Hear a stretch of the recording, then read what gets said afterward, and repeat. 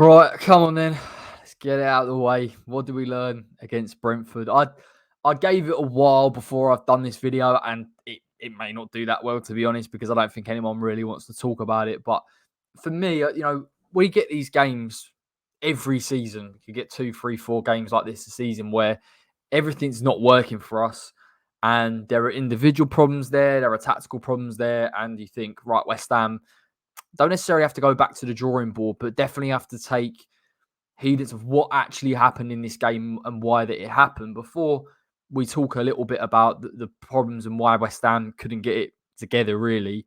You got to look at Brentford. I thought they were fantastic.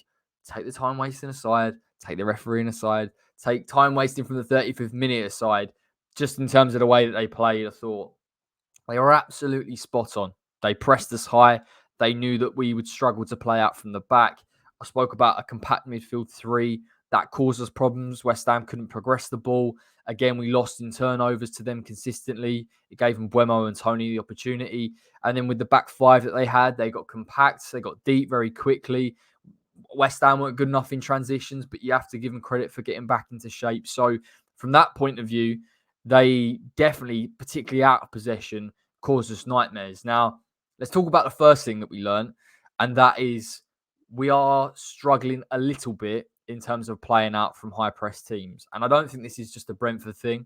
Brentford did it very well. I think I've seen this enough this season to think this may be an issue for West Ham and for David Moyes to tweak. Again, transfer window's done. You've really got to be looking at how West Ham can adapt the way that we play. Now, I've seen it against Southampton, 0-0. Brentford obviously won, Leeds United in the first half, Crystal Palace in the second half. There are things that concern me a little bit about West Ham's ability to do it, to play out from the back. Also, the fact that, again, it's just a willingness to progress the ball at times for me. And those teams, we aren't good enough for me yet to be able to play through presses. And to be fair, if you actually look at our back four, that back four was never really assembled to be fantastic in possession and play out from the back. It is an aggressive, organised, normally well-positioned back four that can get compact very easily and that defensively is normally spot on. So when you come up against teams that are allowing West Ham to have the ball and West Ham have an insistence on building the play up through the back, you have to really just look at the players in possession. I'll caveat what happened because I know a lot of people have spoken about the distribution and it was woeful. And Soufal first half, some of the passes were absolutely dreadful. To kind of caveat it a little bit, I think we looked at the Liverpool game where Liverpool found their joy playing in behind Brentford's defensive line and putting Mikel Antonio on the shoulder of a Janssen and stretching it. Problem with that was A, the distribution just wasn't good enough. B, Mikel Antonio was isolated through large periods of the game. And C, even if Mikel Antonio has run into a channel, he's held the ball up and he's won it and he's progressing with the ball, our attacking midfielders weren't getting into play either. So as a tactic, it didn't really work and it kind of fell apart a little bit. And the emphasis just was on our defenders. It was on our defensive midfielders to try and progress the ball and deal with the pressure. And I really don't think we did. There were. Don't get me wrong. There were defensive lapses in there. I don't think Zuma or Ogbonna had a great game. We spoke about Soufal. Creswell, I think, has got a lot of stick because of, again, an unwillingness to go and compete in wide areas. Again, I think that's to do with Brentford's high press and the reluctance of West Ham to lose the ball and how well they managed to marshal us. The bigger problem as well, and it's not just in terms of the back four, but it is Tomas Soucek. And it's kind of a bit of a... It's almost like a bit of a sin to criticise Tomas Soucek because of how good he's been for West Ham over the past 18 months, 2 years. It doesn't surprise me, if I'm perfectly honest, that he's struggling a little bit playing under pressure and the emphasis is so much on him being in possession and being effective in possession. And we're seeing this dynamic now between both him and Declan Rice, of Declan being the aggressive, the number 8, the better progressor, I feel, in terms of getting on the ball, in terms of playing through the lines. He's a very well-rounded midfielder, Declan Rice. And obviously, West Ham have given him the role to go and get further forward and break up play as well. Soucek's suffering at times in playing in a defensive midfield position. I don't think he should have ever been brought in, and I don't think he ever is a defensive midfielder. He's a number 8 that's got the discipline to sit alongside Declan Rice and give protection when wanting. But for me, Tomas Soucek is at his best when he's able to be aggressive, create a turnover, press up, and of course when he's got the freedom to get in the box and make a late run. And listen, you watch the Leeds United game again. Second half, he was much more improved. Why? Principally because of what he's being asked to do.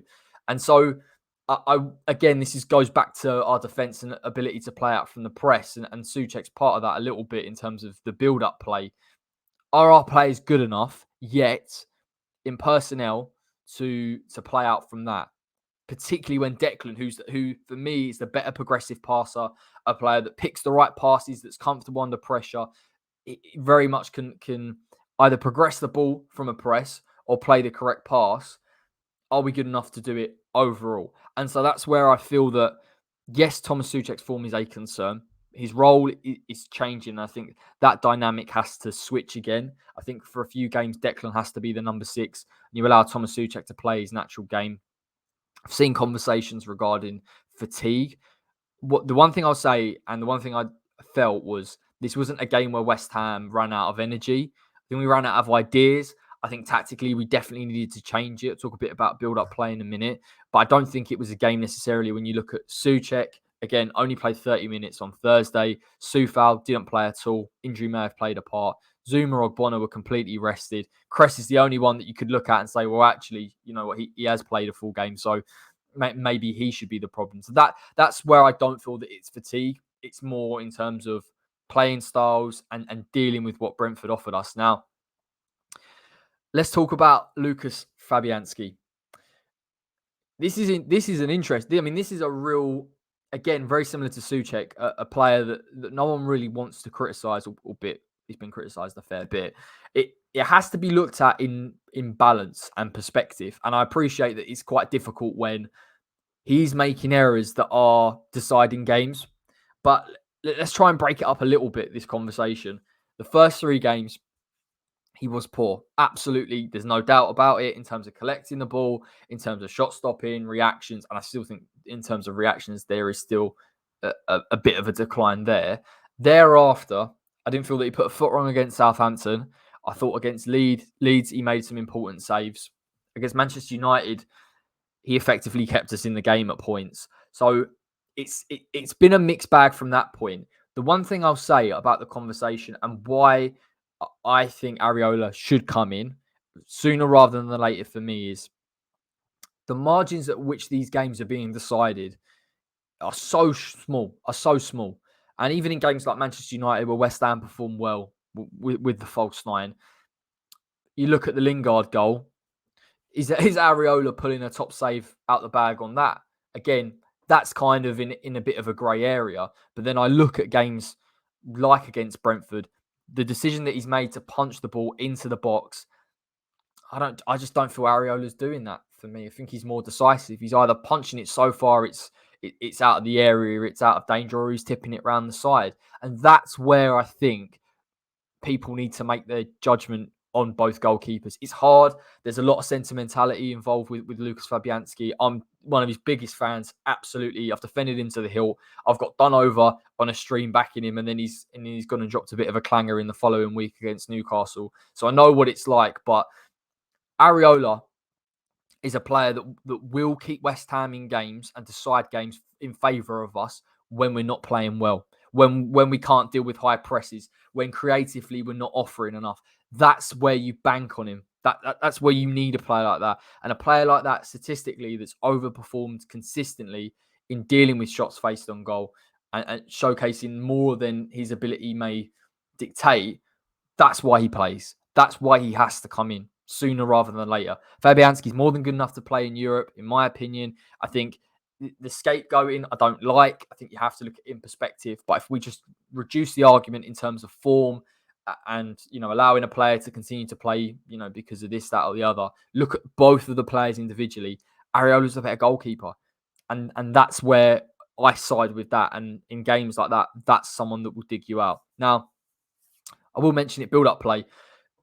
Dealing with high pressure, again, like I touched on, I don't think our back four was ever really assembled in order to play out from presses. It concerns me that when you've got 2 defensive midfielders and a back four that was effectively pinned back at times, you look at first half, neither of the fullbacks in Cresswell.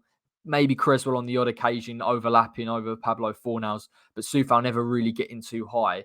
The fact that we can have nearly 6 players in a mid block and not being able to play through a Brentford press worries me. So we need to change, I think, for me, how we are developing play in games like that. And that would have to really come from, we're not going to take a back step. We're not going to sit in a low block like I touched on at home to Brentford. What we may have to do is a player like a Saibem Roma has to drop deep, get in between the lines, get in between half spaces, and offer availability. It could be exactly the same for Pablo Fornals, and it could be exactly the same for Jarrod Bowen. And I don't think it would necessarily hurt West Ham too much to do that. You look at a game like Brentford where they overloaded the midfield and we couldn't really compete. You need other players in there that, again, are available, that are in the half space, that can attract, that can give that Brentford midfield or other midfields that play in a similar formation issues, because they don't know whether we go and sit off and we could be compact or we go and press. With Declan and Soucek in those positions, the only decision for that Brentford midfield to do when there's a 50-50 is to press and go overload and hurt them. And that's what they did. So that's what I would like to see. I think we've got good enough ball carriers in Bowen, in Ben Rama, in Pablo Fornals to play a little bit deeper and carry the ball. We have to be able to do that. You know, we see throughout the season how West Ham try and play over presses. We'll play straight into Michail Antonio. He'll hold the ball up, and then you overload your attacking midfield 3 are in behind and they're interchanging. And when there's space that opens up in that sense, that's where West Ham tend to be at our most creative. But what happens when you can't do that? That's where West Ham need to change for me a little bit. And it's only for really, to be honest, tweaking. There'll be games where West Ham can play like that. There'll be games where West Ham can afford to have that gap between the attacking midfielders and the defensive midfielders. And a team's press might not be good enough. They may be defensive. We can play out from the back. There'll be games like that. So this isn't necessarily, you know, a shut shop in terms of, well, West Ham can't deal with it. Listen, I back David Moyes to make the decisions to change it for us and for us to improve, definitely. But I'm just saying that you look at the Prem now, how many teams sit deep? All of them have this, you know, press from the front, or they'll press from midfield, or there's a high line.